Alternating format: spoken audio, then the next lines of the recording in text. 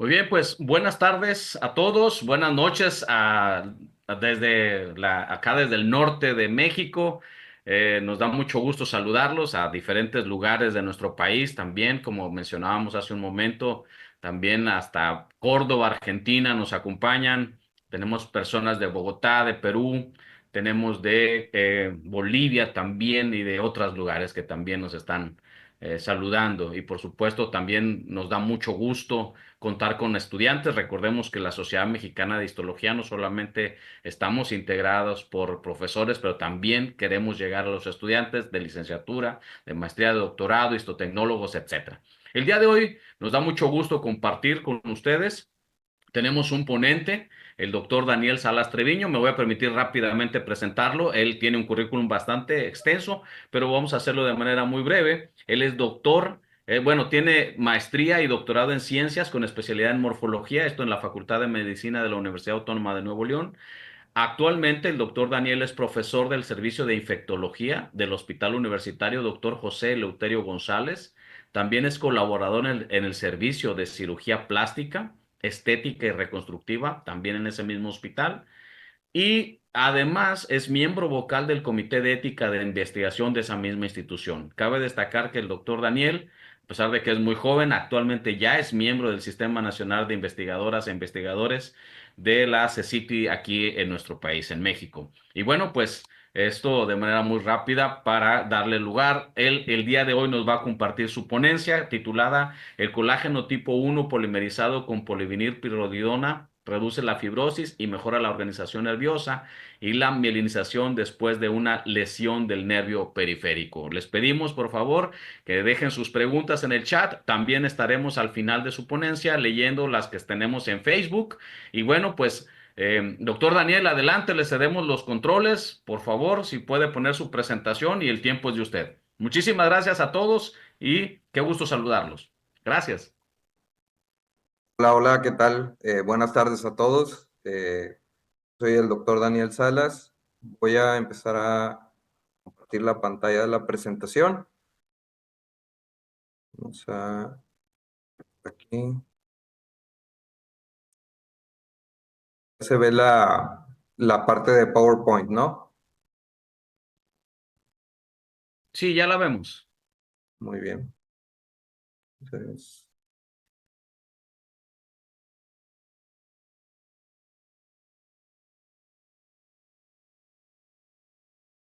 bueno, pues ya nada más activé también el puntero láser, que lo vamos a utilizar en unos momentos, en algunas diapositivas.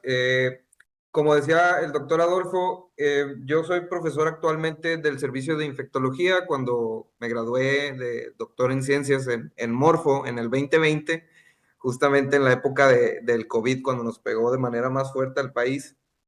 Pues bueno, se necesitaron algunos especialistas en biología molecular y a mí me tocó ser del afortunado equipo que pudiera combatir la pandemia en el hospital universitario, el cual, como algunos saben, ya vi que algunos profesores hay por aquí de la Facultad de Medicina, además del doctor Adolfo, y yo me imagino que también hay algunos estudiantes de la facultad.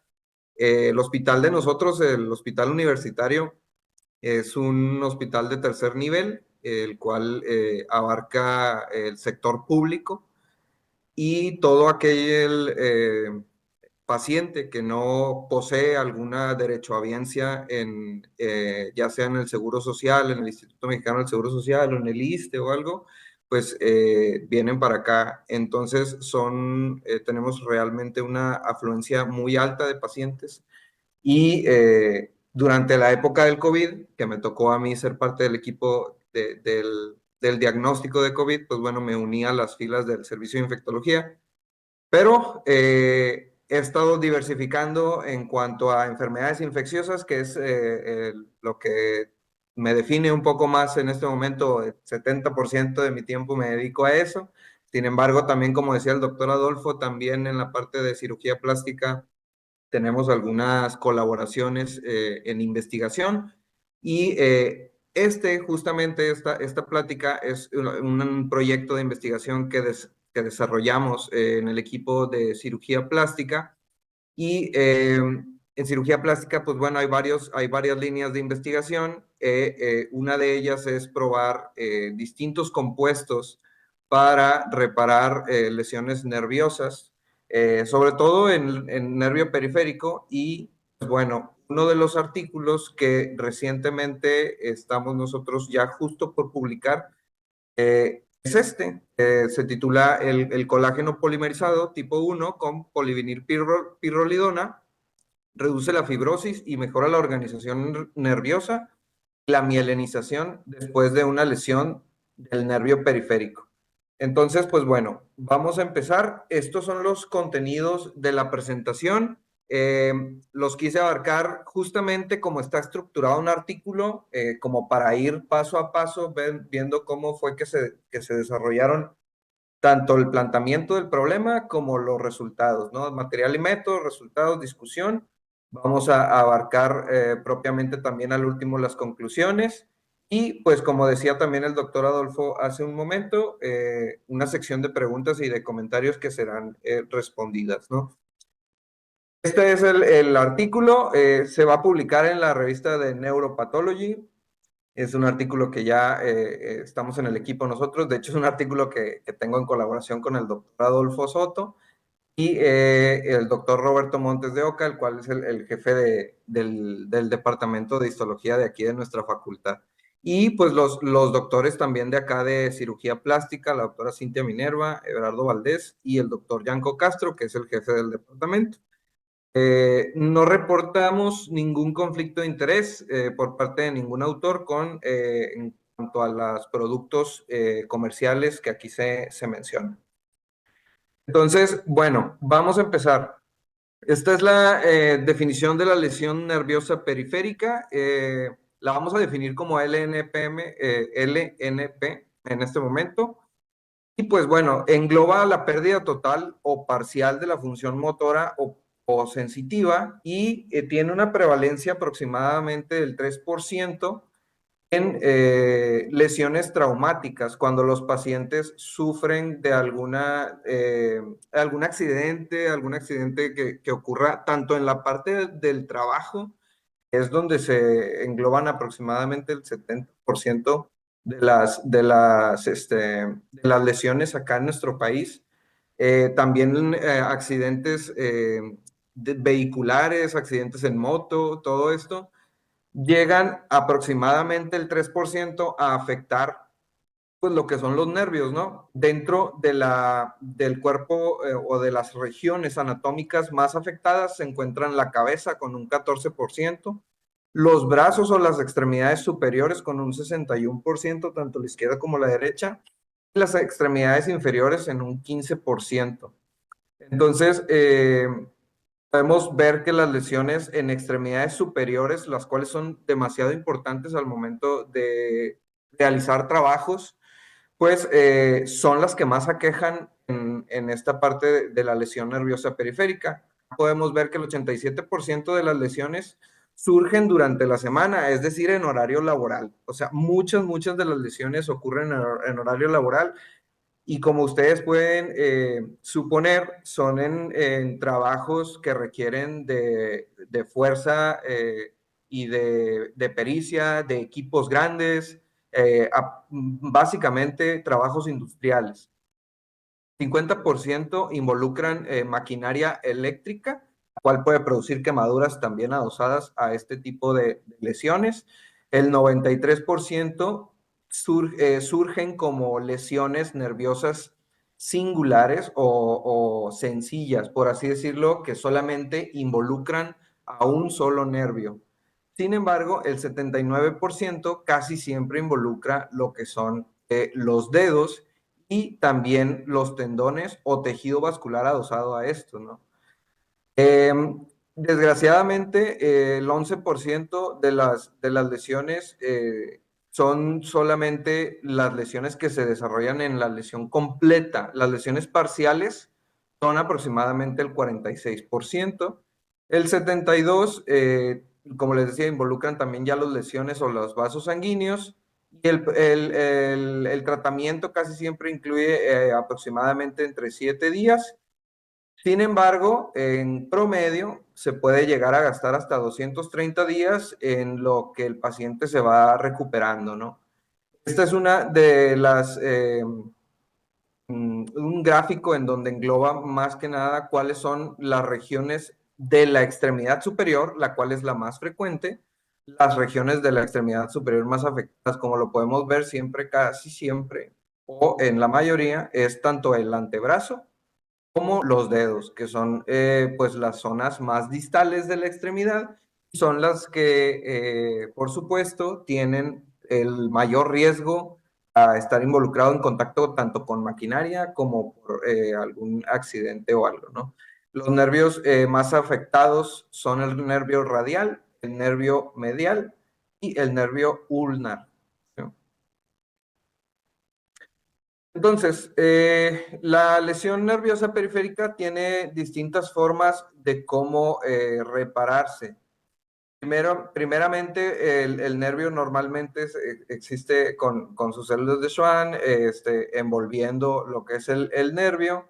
Sin embargo, cuando existe alguna lesión, se lleva a cabo una degeneración valeriana y después se reclutan células inflamatorias para llevar a cabo fagocitosis de los componentes celulares afectados y la reconstrucción propiamente del nervio. Sin embargo, en la mayoría de las lesiones nerviosas periféricas, esta reparación normal celular, cicatrización neuronal, es bastante eh, alterada o es bastante exagerada y se produce fibrosis intraneural, perdón. Entonces, en estos casos, en la mayoría de los casos, las lesiones no terminan reparándose bien de forma natural, por lo que siempre, o bueno, es muy probable que los pacientes vayan a necesitar alguna intervención quirúrgica para llevar a cabo un direccionamiento o una tracción de la reparación de los nervios, ¿no? Entonces, este diagrama es solamente para identificar las zonas anatómicas del nervio. Tenemos el epineuro. Después del epineuro se encuentran el endoneuro y el perineuro, ¿no? Entonces, cada uno de los fascículos neuronales están envueltos en un endoneuro y cada una de las neuronas o de los axones se encuentran envueltos por un perineuro. En cuanto a la clasificación de las lesiones de nervio periférico, se pueden establecer hasta 5 tipos con base en la clasificación de Sunderland o en la clasificación de Sedón, establece las clasificaciones: neuropraxia, axonotmesis, neurotmesis, ¿sí? Depende, obviamente, del grado de lesión que se establezca en ese nervio afectado, ¿no? Cuando es del tipo 1 o neuropraxia, pues es una desmilinización focal bastante leve, muy puntual, que se puede recuperar en su totalidad en cuanto a un día o hasta 3 meses, dependiendo de la región. En cuanto al daño a los axones, endoneuro o perineuro, ya se clasifica como del tipo 2, sin embargo, entra dentro todavía de la neuropraxia y también se puede llevar a cabo una recuperación completa, pero un poco más prolongada. Sin embargo, aquí es importante decir que en el tipo 2 el epineuro se encuentra intacto, ¿sí? En la lesión del epineuro se encuentra intacto en el tipo 2. Cuando ya se involucra el epineuro, es cuando ya hay completa pérdida de la continuidad. Cuando es epineuro intacto, sin embargo, hay daño a los axones endoneuro y perineuro, y ahí se puede considerar un daño, o perdón, una recuperación parcial a través de 12 meses, y ahí ya se conoce como axonotmesis. En el tipo 4 aquí ya se refiere a una cirugía, aquí ya tiene que haber un daño quirúrgico, perdón, una reparación quirúrgica necesaria para la recuperación. Si no, en dado caso, el paciente va a perder funcionalidad motora y funcionalidad sensitiva. Y pues como se puede suponer también en el tipo 5, se necesita obviamente una una cirugía para poder reparar los nervios, ¿no? Entonces, como les decía hace un momento, el problema principal de la reparación nerviosa o de la cicatrización es la falta de organización por parte de las células inflamatorias y después las células de Schwann que van remodelando todas las vainas de mielina que están envolviendo a los axones. El problema principal es que lo llevan a cabo de una manera muy desorganizada y a esto se le conoce como fibrosis intraneural. Entonces, esta fibrosis intraneural va a dejar secuelas de pérdida de la sensibilidad y de pérdida de la función motora a un cierto grado. Entonces, puede llevarse a cabo, por ejemplo, una lesión de axonogmesis o de neurogmesis que si bien se puede recuperar por sí misma sin necesidad de cirugía, la fibrosis intraneural va a dejar secuelas en estos pacientes y van a perder, por ejemplo, sensibilidad de algún dedo o sensibilidad de alguna parte de la mano, de la palma de la mano o del antebrazo. Así como también, sobre todo, la función motora, que es lo más importante también para la recuperación de sus trabajos al 100%. Entonces, en esta parte, la fibrosis intraneural la podemos definir como la desorganización de la reparación. Por ejemplo, en este esquema se puede observar cómo en la fibrosis intraneural los neurofilamentos se encuentran organizados de manera muy pobre o de manera muy aleatoria. No como en un nervio normal donde están bien estructurados, bien organizados dentro de sus perineuros y de sus epineuros, cada uno de los fascículos.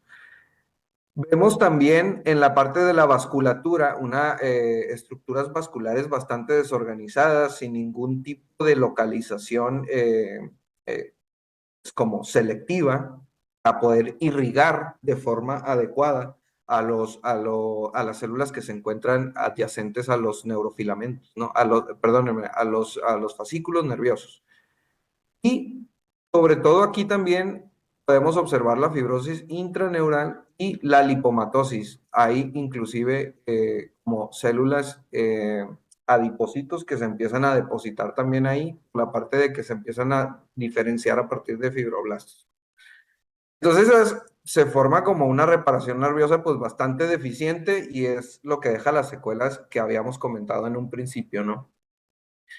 Parte de esto, aquí ya lo tenemos esquematizado o ilustrado mejor en unas micrografías. Aquí podemos observar un nervio normal con sus fascículos nerviosos bien definidos y sus axones. Aquí se realizaron inmunohistoquímicas para identificar el neurofilamento. Inclusive aquí a alto aumento podemos observar cómo está la tinción de la IHQ bastante bien definida en sus zonas de los neurofascículos, ¿no? En cuanto a cuando existe algún tipo de fibrosis intraneural, bueno, se pueden observar esta desorganización de los neurofilamentos y de los axones que llevan a cabo esta reparación inefectiva por parte del sistema inmunológico, ¿no? Entonces se van distribuyendo los axones de forma bastante dispersa y esto va a afectar tanto a la sensibilidad como a la función motora. Otra de las partes, aquí también en este artículo se puede observar tanto la distribución de vasos sanguíneos como de vasos linfáticos y en cuanto a los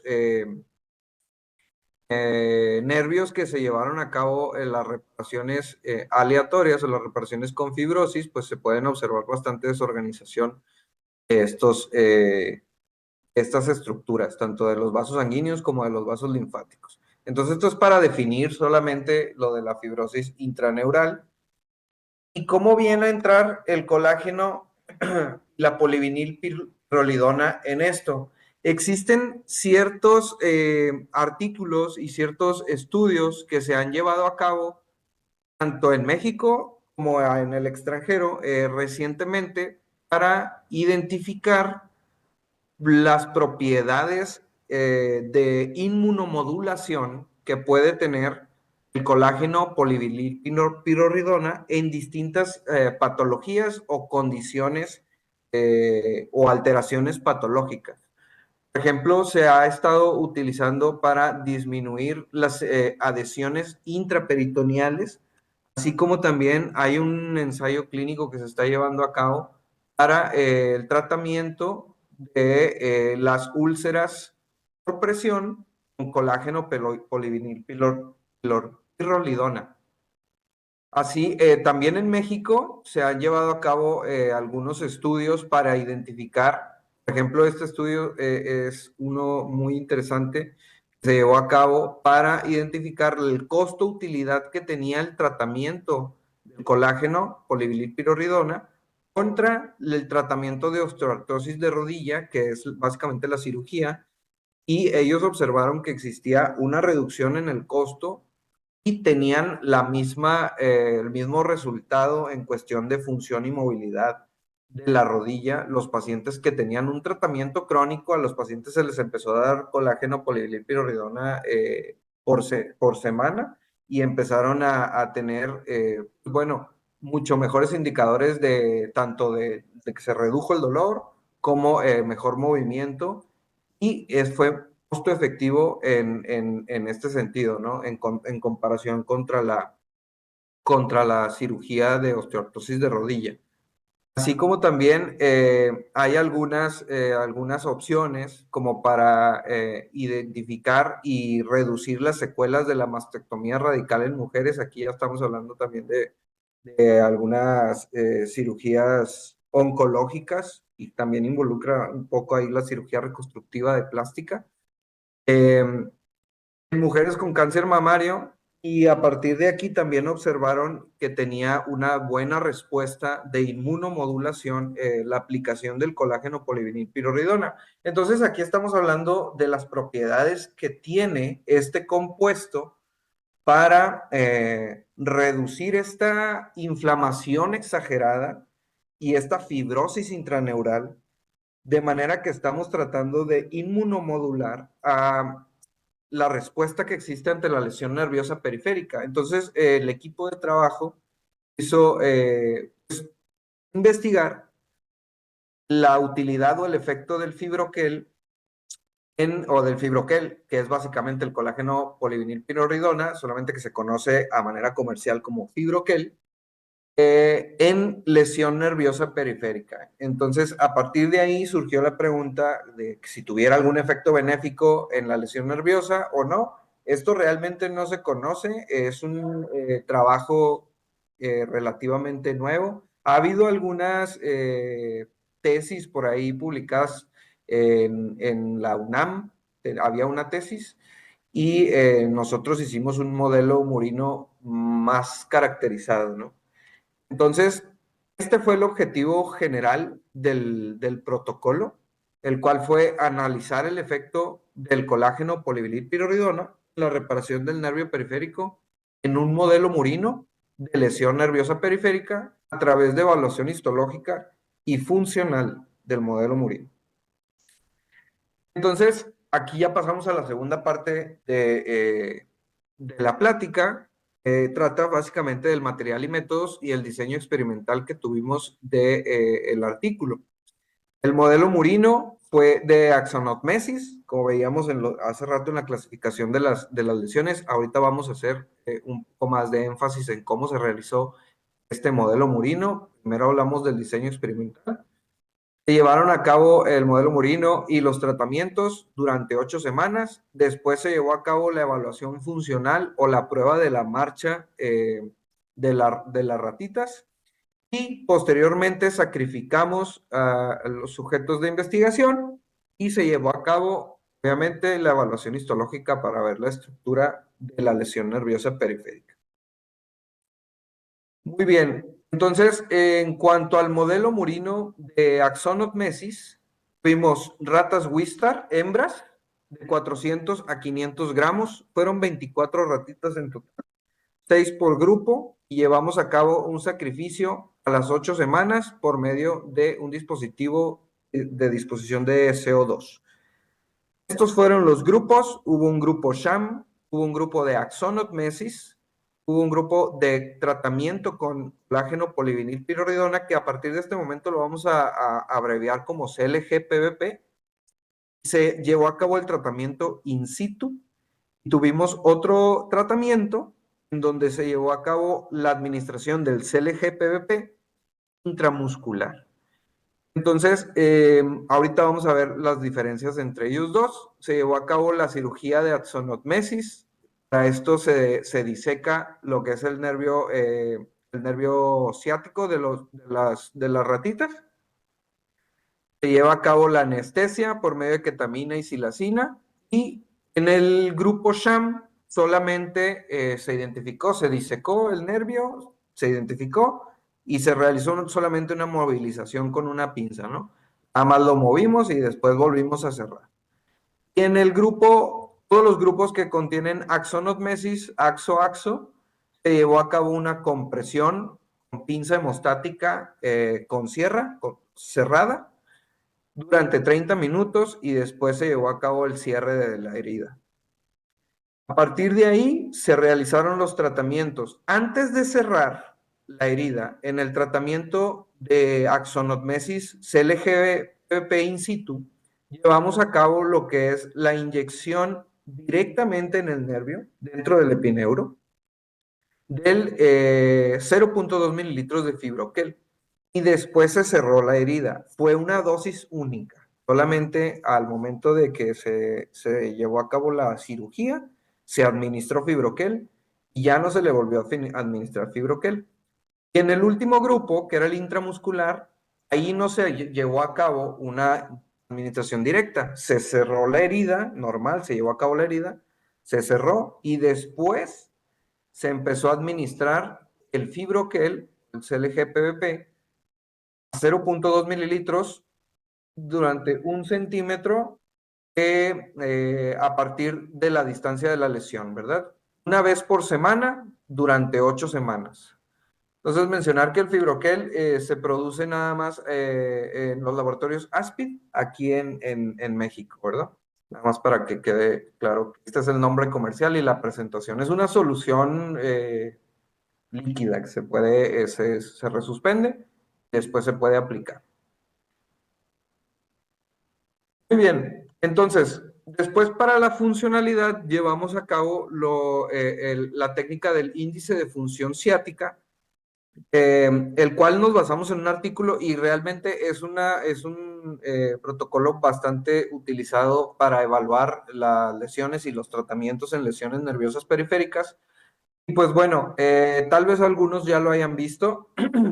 Se utilizan 2 cajas y un pasillo central, en donde a través de ese pasillo a las ratitas se les entrena para que vayan caminando de forma recta, sin regresarse. Eso es lo difícil del protocolo. Ahorita vamos a ver los resultados si tuvimos un poco de problema con eso. Pero esa, yo creo que es la parte más complicada del entrenamiento en este protocolo.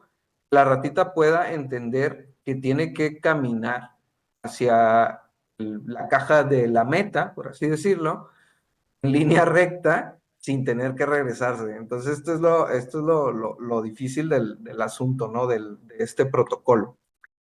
Y después se hacen las mediciones del largo de pisada, del ancho de pisada de las patitas traseras y de las patitas delanteras, para establecer si hay algún grado de compensación en cuanto a si se está elevando o si está tratando de expander más una pisada, si la patita derecha, la patita izquierda. Obviamente hay que evaluar la patita que está operada y contra la parte contralateral, ¿no? Entonces se emiten las mediciones de los anchos de pisada anterior, del largo de pisada también, y se establecen algunos cálculos para llevar a cabo el índice o obtener el índice de función ciática, ¿no? Aquí realizamos una comparación de los promedios de las medidas por medio de la prueba T-Student y vamos a ver los resultados un poco más adelante. Después, en la otra parte del análisis, hicimos análisis histológico del nervio ciático a partir de la lesión de la zona o de la región de la herida en el nervio, tomamos muestra del nervio ciático y lo llevamos a cabo, lo fijamos por medio de formaldehído. También se llevó a un paso con buffer de cacodilatos previamente a la deshidratación y la inclusión en parafina. Después se llevaron a cabo funciones específicas para determinar tanto la estructura y la organización por medio de la hematoxilina y eosina, así como también determinar el grado de fibrosis que existía en los nervios mediante una tinción de tricrómico de Masón. El ácido periódico de Schiff que nos permitió investigar y analizar la membrana externa del endoneuro y la tinción de Kluber-Barrera, muy famosa para investigar o determinar el grado de remilenización de los nervios a través de los tratamientos. Esas fueron las 4 tinciones específicas que se llevaron a cabo y pues bueno, estos son los resultados que tuvimos en el artículo, en el protocolo. Aquí podemos observar por columna cada uno de los grupos, sham, AXO, y estos son los tratamientos. Esto es directo, eso es la D, y esto es intramuscular. Entonces, recordemos que el directo fue in situ, solamente punto 2, y se dejó la ratita por ahí. Y en el intramuscular, una vez a la semana, durante 8 semanas, a 1 centímetro de la lesión. Entonces, aquí podemos observar en el grupo sham pues, la distribución del nervio periférico, viéndolo desde una perspectiva de un corte sagital. Aquí todos los cortes fueron sagitales por la parte central. No hubo cortes transversales. Esto es sagital hablando vaya, en el corte longitudinal, ¿no? Del nervio, o sea, sagital en el plano del bloque, ¿no? Que sagital pues involucra el cuerpo. Sin embargo, esto es pues en la parte sagital en el centro de donde estaba el bloque, ¿no? Entonces, se incluyó el nervio y no tuvimos en este punto o en el protocolo la oportunidad de investigar también los cortes transversales. Esto también se queda como una perspectiva de trabajo para algún modelo que podamos desarrollar posteriormente.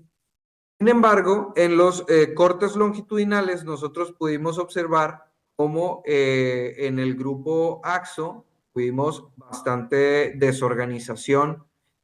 Recordemos que estos cortes son después de las 8 semanas, ¿sí? del sacrificio. Entonces, aquí hubo una reparación nerviosa bastante disruptiva, bastante desorganizada, en comparación con los sujetos que tuvieron los tratamientos tanto directo como intramuscular. Sin embargo, ustedes pueden observar ya a mayor aumento cómo existe también la diferencia entre los tratamientos directo e intramuscular, donde el intramuscular o sea, fue el que generó la mayor reparación o la mayor incremento en la organización de las fibras nerviosas. ¿Sí? Se puede inclusive observar el grado de organización muy similar al nervio del grupo sham, el cual fue solamente movilizado. Porque acá en el tratamiento directo podemos ver inclusive algunas zonas en donde el nervio se hace un poco más delgado, alguna tortuosidad en la parte de la estructura del nervio, discontinuidad también en la parte del perineuro, del epineuro, y fibrosis, obviamente, en el grupo de AXO, fibrosis bastante evidente, ¿no? Entonces, aquí hasta esta altura, en hematoxilina y eosina, podemos decir que el colágeno polivinilcloridona reduce las alteraciones histológicas en lesión nerviosa periférica. Esto es en H y Y. Vamos ahora a pasar al tricrómico de Masón. También comparamos entre sham, AXO, el directo y el intramuscular, en donde podemos observar en el sham el epineuro se encuentra, pues bueno, bastante preservado y la dirección de las fibras nerviosas y la estructura de las fibras nerviosas se encuentra muy bien preservada. En comparación con las fibras y el epineuro de el grupo de axonotmesis, el grupo de daño. Como podemos suponer, el grupo de daño sufrió bastante disrupción en su estructura y no tiene muy bien definidos ni los tractos nerviosos ni el epineuro. Sin embargo, cuando se le administran los tratamientos, esta organización es un poco mejor y los grados de fibrosis también se reducen en los tratamientos. ¿Sí? Inclusive en el tratamiento intramuscular casi no se ve fibrosis, se ve, como lo repito, muy similar al SHAM. En el grupo directo, aquí podemos observar algunas zonas de fibrosis. Entonces, hasta este punto podemos nosotros identificar o más o menos ir viendo que el grupo más eficaz fue el intramuscular por encima del grupo in situ en el tratamiento. En estas dos perspectivas o en estas dos tinciones, ¿no? El tratamiento con CLG-PBP reduce también las áreas de lesión fibrosas en la lesión de nervio periférico. En la tinción específica del ácido periódico de Schiff, también pudimos observar cómo la lámina externa del endoneuro se reparaba de una forma bastante adecuada. Se podía observar los tractos nerviosos muy bien definidos en los tratamientos en comparación con el axo. En el axo podemos ver cómo los tractos nerviosos no llevan una buena dirección, son muy aleatorios entre sí, se van difuminando y se van entrelazando entre ellos en una como desorganización bastante evidente en comparación con los tratamientos cuando se administró el CLG-PBP, sobre todo, de nuevo, en el tratamiento intramuscular. Y por último, tenemos también la parte del Kluber-Barrera. En el Kluber-Barrera, aquí también podemos identificar tanto la fibrosis intraneural como las vainas de mielina proveída por las células de Schwann de los nervios, ¿no? Aquí podemos observar bastante fibrosis intraneural, depósitos inclusive de fibrosis intraneural que se observan a bajo aumento y a alto aumento. Inclusive podemos también identificar cómo en los tratamientos intramusculares se puede llevar a una mejor dirección de las vainas de mielina y una mejor estructura en la cuestión de las fibras nerviosas, ¿no? Entonces aquí también podemos observar que el CLG-PBP induce la remilinización en la lesión nerviosa periférica, ¿eh? A través de la tinción de Kluber-Barrera. Entonces, estos fueron nuestros últimos resultados, es lo del índice de la función ciática. Aquí sacamos los promedios de las medidas en los grupos SHAM, en el grupo AXO, en el grupo directo y en el grupo intramuscular. Este es el cálculo completo. Aquí, pues bueno, fueron 6 ratones y tuvimos bastante problema, como ustedes pueden ver, porque tenemos las desviaciones estándar pues bastante elevaditas.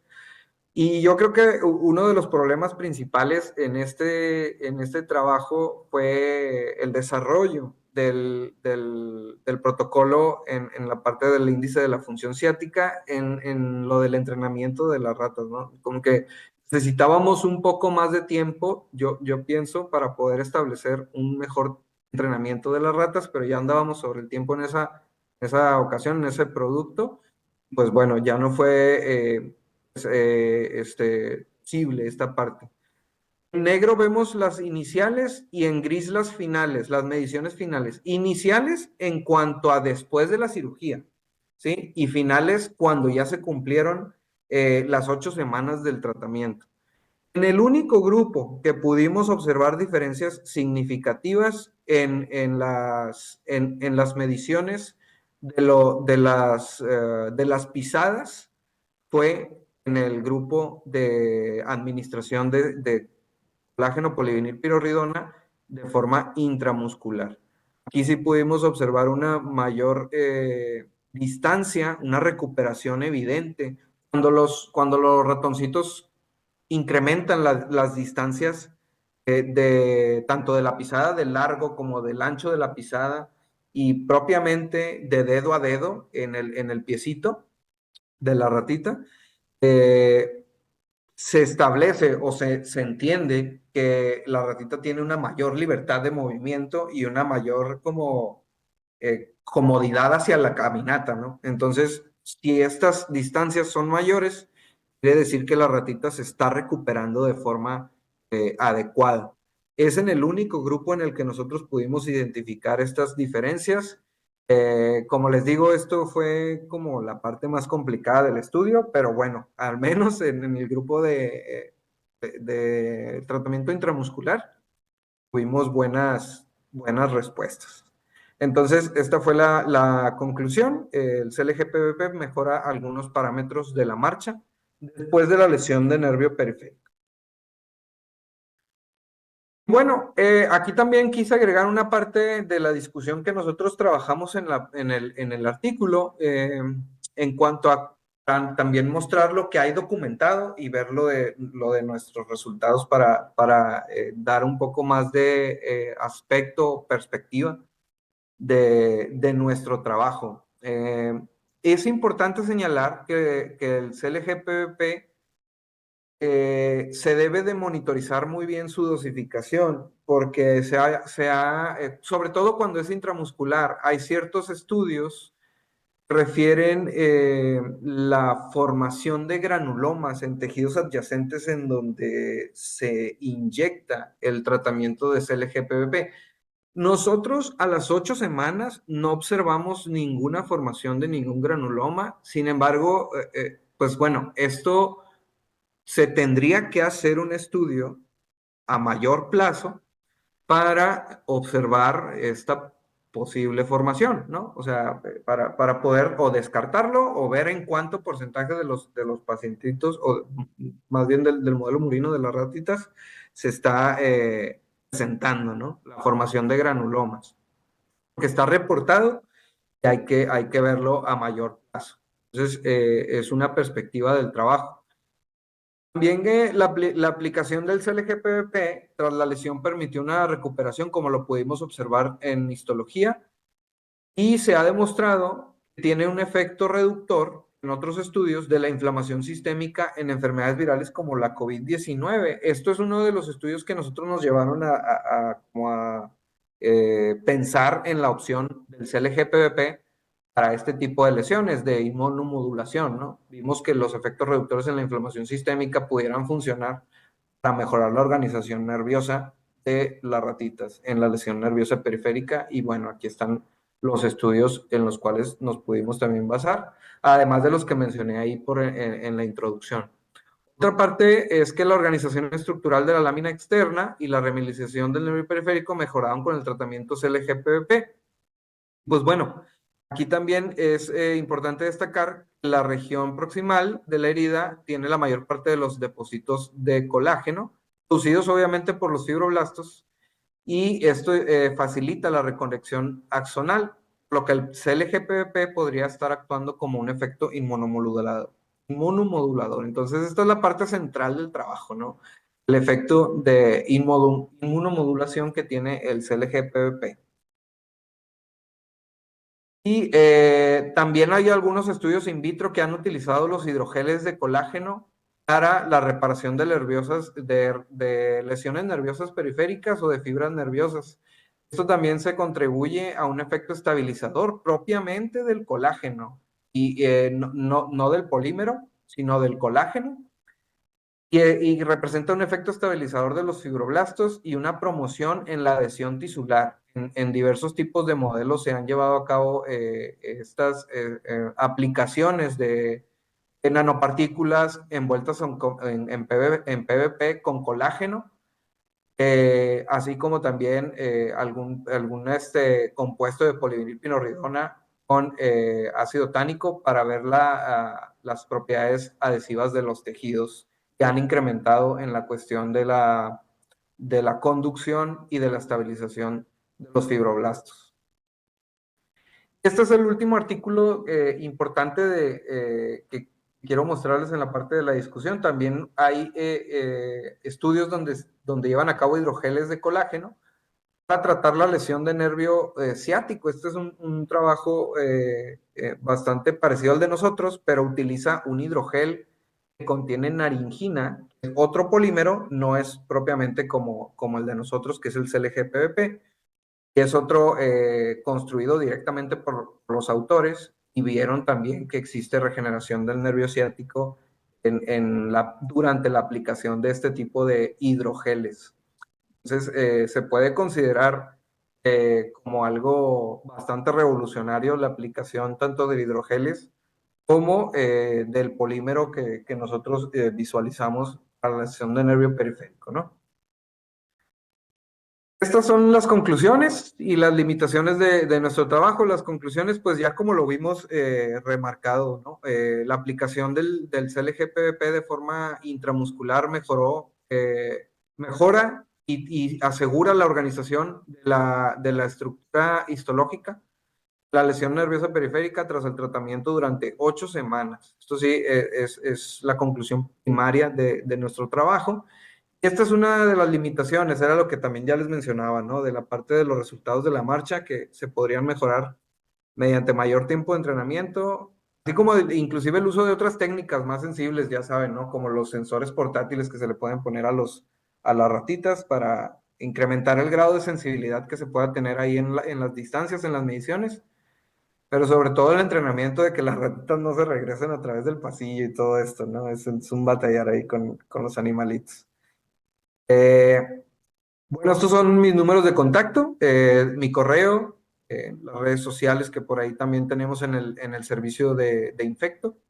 Y pues bueno, por su atención, gracias y estoy abierto a las preguntas.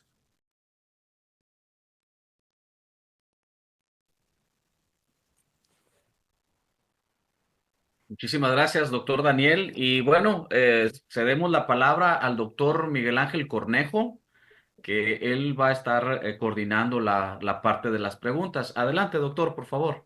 Muchas gracias, doctor Adolfo. Doctor Daniel Salas, lo felicitamos y tenemos un par de comentarios de su plática tan interesante. En primera instancia tenemos el comentario del doctor Germán Garrido Fariña. Dice, quizás sea un error de dedo, pero mencionó que la fijación de las muestras se realizó con formalina al 10%. Sí, no formalina, puse formaldehído, creo, si no mal recuerdo, todavía sigo compartiendo la pantalla. La verdad es que las diapositivas las hice entre ayer y hoy, pero creo que por aquí puse formaldehído al 10%. Formaldehído al 10%. Fue Ok, como lo tenemos. No era formalina, no utilizamos formalina nosotros. ok, Sí. perfecto, doctor. Ujú. Eh, El doctor Julio César Guasano Díaz dice, muy interesante la ponencia, felicitamos al ponente. Gracias, qué Ta- bueno que nos También dicen. tenemos a Javier Iván Vázquez Morales comentando, muy interesante estudio. Felicidades, doctor Daniel. Y pregunta, ¿por qué vía administraron la ketamina gilacina? Y si su administración produce alteraciones histológicas en el nervio periférico. Se administra por medio de vía intraperitoneal y propiamente la zona que nosotros trabajamos en el nervio periférico es muy distante a donde se aplica la anestesia, la ketamina y la silacina. La ketamina y silacina se aplican en la zona del vientre de las ratitas y es una inyección intraperitoneal donde no cruzamos los planos musculares, ¿no? Entonces, el punto de la cirugía es más distante, es en el nervio ciático, es en la zona de la pierna, ¿no? Entonces, realmente no llevaría a cabo algún tipo de alteración en la parte del nervio o que esté por ahí interfiriendo en la cirugía de axonotmesis con la anestesia. En este punto no lleva a cabo ninguna interferencia. Ok. Tenemos otro comentario del doctor Germán Garrido Fariña que pregunta, ¿qué control usaron para la técnica de Schiff?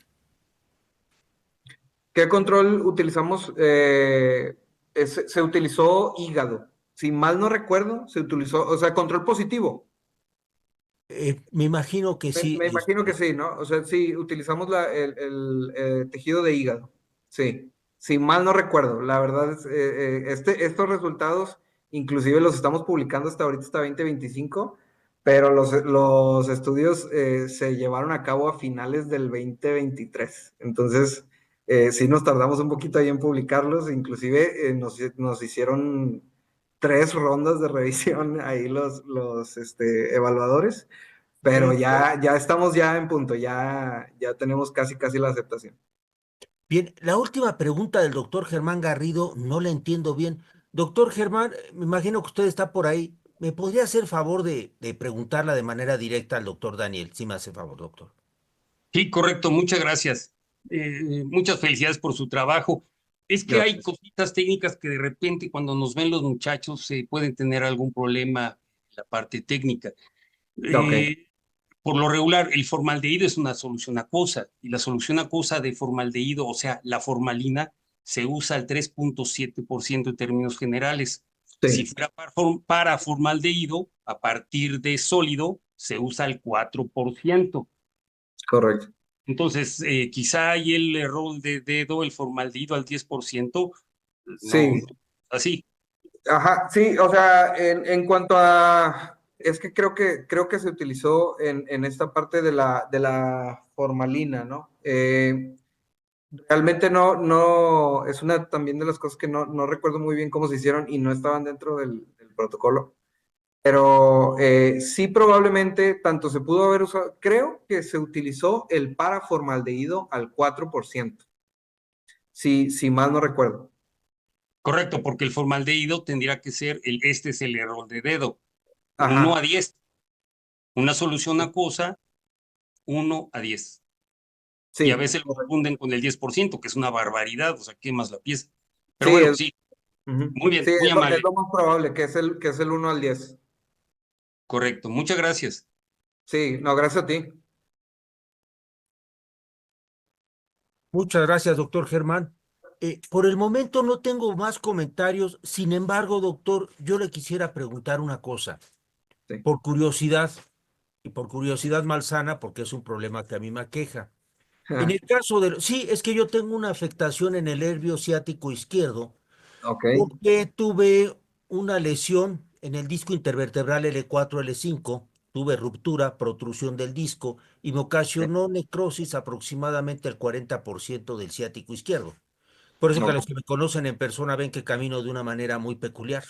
ya. Ujú, Y bueno, mi pregunta es la siguiente. En el caso de los animales que participaron en el estudio, ¿qué ujú. tiempo fue lo más que usted dejó a los animales control y a los animales con tratamiento para ver cuál fue la mejoría en el caminar? 8 semanas, doctor. Lo que Nada pasa es más que 8 semanas, ok. 8 semanas, sí. Como el estudio estaba estipulado para ser comparativo en Ok. el plano del tiempo, tuvimos que hacer los sacrificios a las 8 semanas, tanto del grupo SHAM como del grupo del daño, el del Ujú. axonotmesis, como los Sí, grupos de administración con CLG-PVP. Entonces, pero es una observación que usted hace de manera importante y que nosotros también hemos contemplado de llevar a cabo un modelo murino a largo plazo para sí, ver los efectos tanto de cómo se va reparando de manera natural en el grupo de axonotmesis, donde les realizamos solamente el daño, contra los grupos que vamos a ir administrando el CLG-PVP. La verdad es que en este momento solamente lo hicimos a las 8 semanas para demostrar el tratamiento o el efecto del tratamiento a mediano plazo en este sentido, pero si quisiéramos, o si es una perspectiva del trabajo, hacerlo a largo plazo para ver los efectos reparadores que pudieran por ahí estar. Sí. Oiga, doctor, ¿y no han pensado trabajar con un animal experimental como por ejemplo con lechones? Porque Ah, muchos ok. de los tratamientos se pueden trabajar en lechones o en cerdos con un poco más de edad. Y de esta manera, posteriormente, intentar trabajarlos después hacia la parte del humano.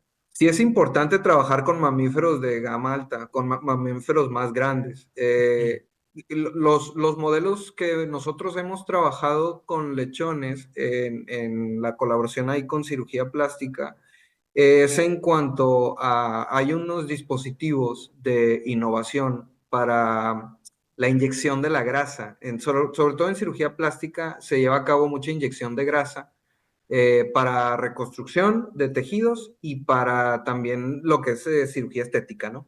sí, sí, Entonces, estos modelos sí los hemos desarrollado en lechones para ver sobre todo al momento de estar inyectando la grasa, en dónde se va a situar en el plano muscular o en el plano subcutáneo, y hay un dispositivo que generó por ahí una doctora del servicio de cirugía plástica que te avisa dónde estás tocando ya músculo o que te avisa dónde estás tocando el plano subcutáneo para poder depositar, en dado caso, la grasa donde tú la quieras, ¿no?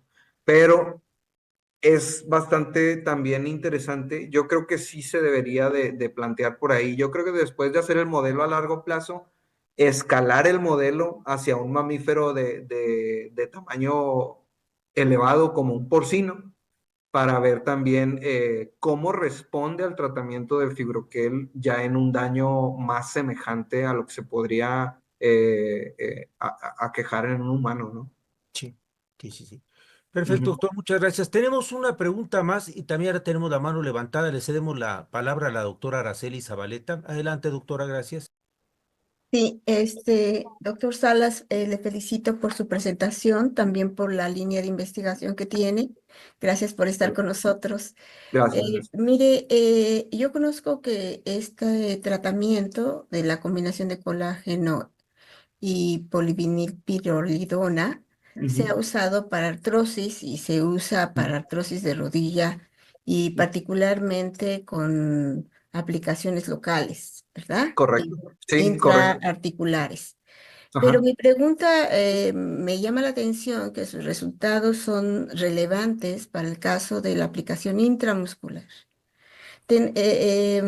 Muchas veces hacemos experimentos y vemos un resultado y el resultado es muy bueno, ah, pues qué bueno, pero desde el punto de vista científico, ¿qué explicación le merece a usted esta diferencia en los resultados por el método de aplicación?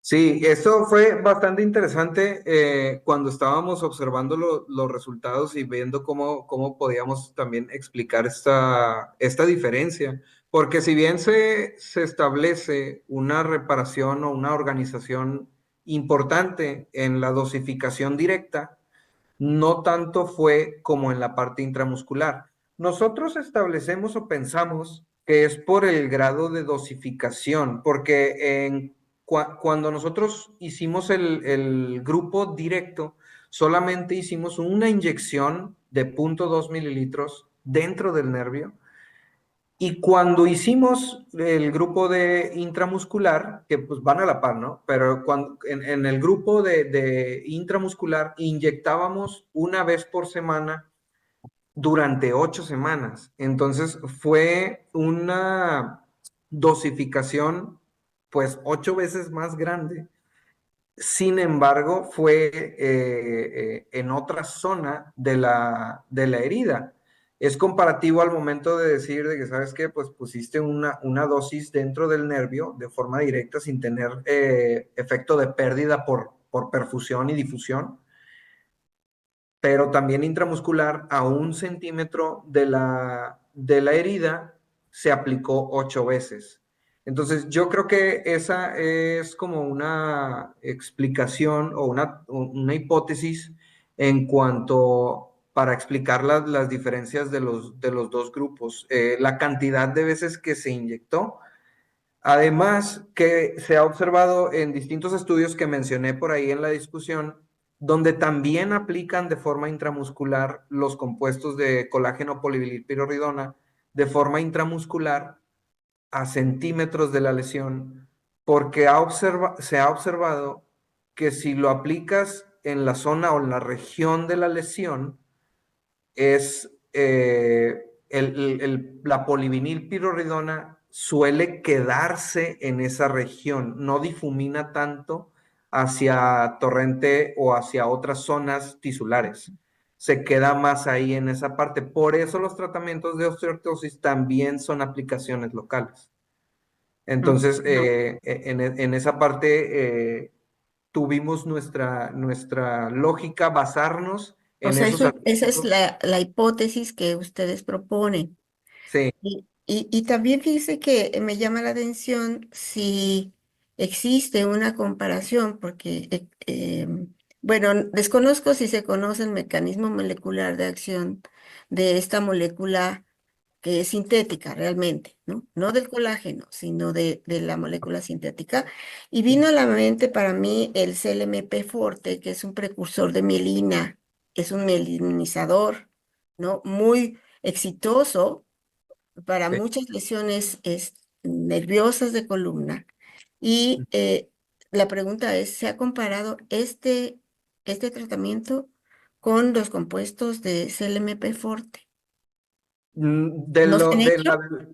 En la bibliografía que nosotros investigamos, no pudimos encontrar alguna comparación con el compuesto Sería CLM-Forte. genial poderlo, digo, se Ajá. me ocurre, ¿no? Digo, Sí, sí, personas que sí. no pueden vivir sin este medicamento, que no es un Ajá, medicamento, es una enzima precursor, promueve la síntesis de la enzima precursora de de acuerdo. mielina. Y entonces, ¿qué tan eficiente es uno y el otro? Yo creo que podrían Comparativamente. formar algún efecto sinérgico inclusive, pero, o sea, Habría que investigarlo, sería muy interesante, doctor. exactamente, sí, Ujú. sí lo sería. Es una idea Sí. muy buena la que acabas de tener, Arcel. Bueno, esas son mis preguntas. Gracias. Gracias a ti.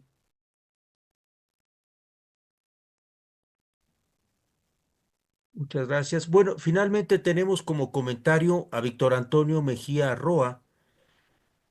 Él nos dice, los porcinos son modelos biológicos muy semejantes al humano, en relación al comentario de hace rato. Muchas gracias, Claro, doctor sí, sí, sí. Antonio. Sí, Doctor Adolfo, sería ideal poderlo escalar a porcinos en un sí, futuro, claro que sí. sí, sí, eso sería fabuloso, fabuloso. Doctor Adolfo, por el momento son los únicos comentarios que tenemos aquí en el chat. No sé si quieran dar inicio a los comentarios que se presenten en Facebook. Sí, doctor, claro que sí. Ahorita nos están llegando mensajes diciendo que la constancia les está apareciendo sin nombre.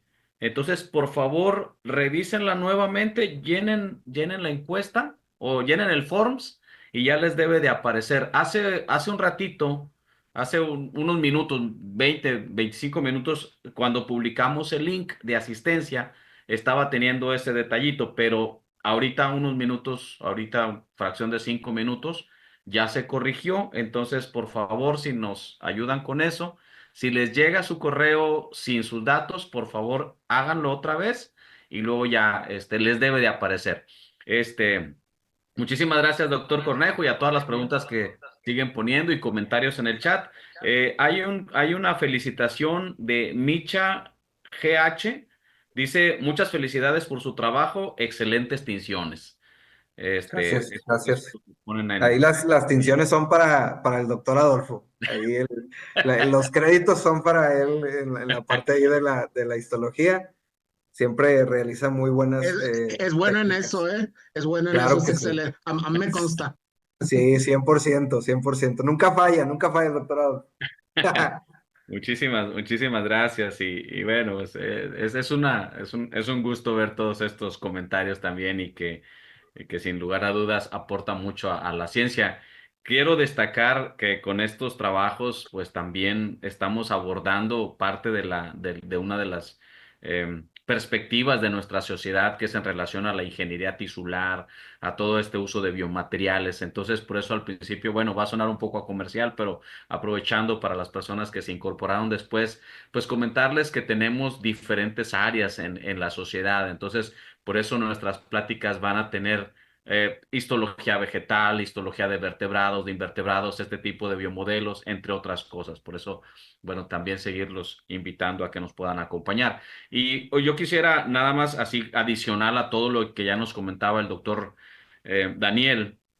Y justamente retomando un poco lo que decía el doctor Cornejo con respecto a las lesiones, el uso de los biomateriales y que incluso también se busca que el cirujano no haga dos incisiones, porque una de las alternativas en un principio era tomar de un nervio para luego sustituir la zona dañada. Entonces, en este caso, estos biomateriales. Pero me surge una duda, Dani, tú que estás ya más relacionado, digo, estos últimos meses ya con todo esto de la cirugía plástica, reconstructiva, costos, así que nos pudieras decir algo así rápidamente de estos costos, para ver, Eh, bueno, ya se evita la cirugía del donador, etcétera, pero pues qué tan es accesible podría ser en caso de que esperemos que no, pero que fuera necesario este tipo de tratamiento.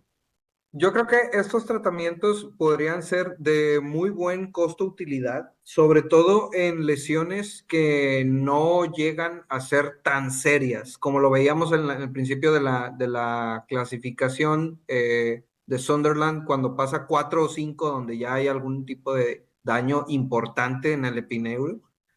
Eh, las lesiones que son un poco más leves, que involucran bien nervios sencillos, pudieran ser las más beneficiadas por este tratamiento para mejorar la organización y sobre todo la reparación nerviosa, utilizando este tipo de compuestos, porque si bien, como se menciona, se tiene que llevar a cabo una cirugía de donación del injerto nervioso para llevar a cabo la reparación, esto incluye también más costos, más tiempo de quirófano, más insumos.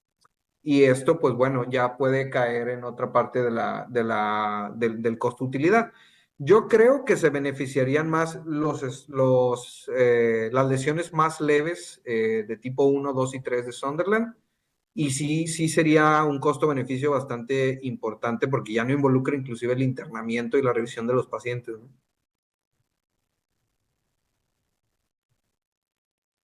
Ok, y otra pregunta así rápidamente, en cuestión de la longitud, porque ahorita mencionabas estas categorías, ¿qué tanto de longitud es aproximadamente la zona, digamos, que se puede reparar?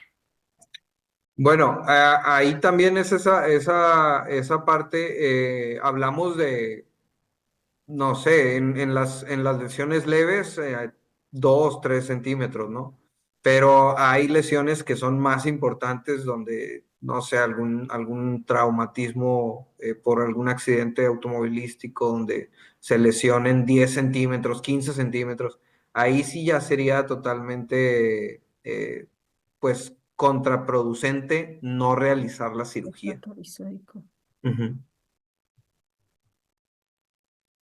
Ok, muchísimas gracias.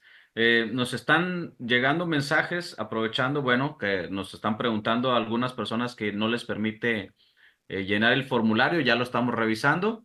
Esperemos que se pueda solucionar ahorita y pues que les pueda llegar su constancia de asistencia también, porque es muy importante porque algunos profesores que también agradecemos que inviten a sus estudiantes, les dicen que puedan presentar como una evidencia de que estuvieron, ¿verdad? Entonces, estamos en eso. Muchísimas gracias.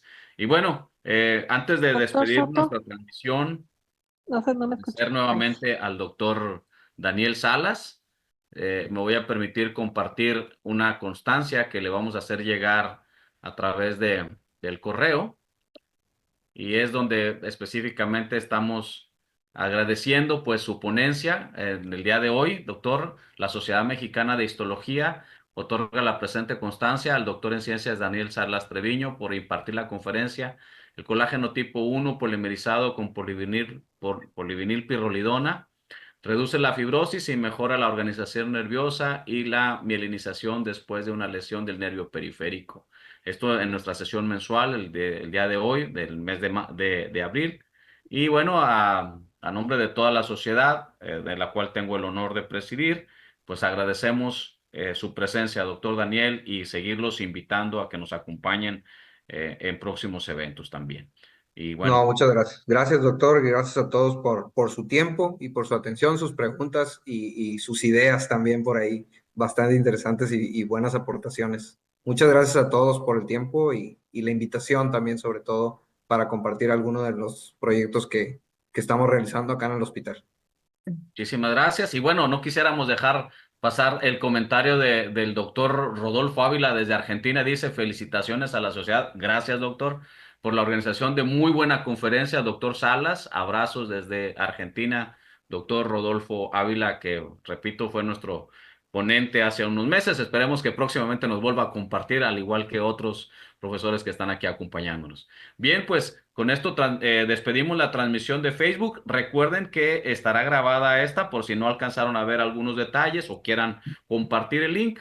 Próximamente el doctor Carlos Augusto, que es nuestro encargado de toda esta parte de difusión y promoción de las conferencias, él estará integrándola en nuestro canal de YouTube, al igual que otras conferencias que ya hemos tenido, para que podamos disfrutarla nuevamente. Que pasen muy bonita noche. Yo les quito unos minutitos al final, nada más para dar unos avisos muy rapidito, pero nuevamente muchísimas gracias a todos. Un fuerte abrazo y que pasen muy bonita noche. Gracias.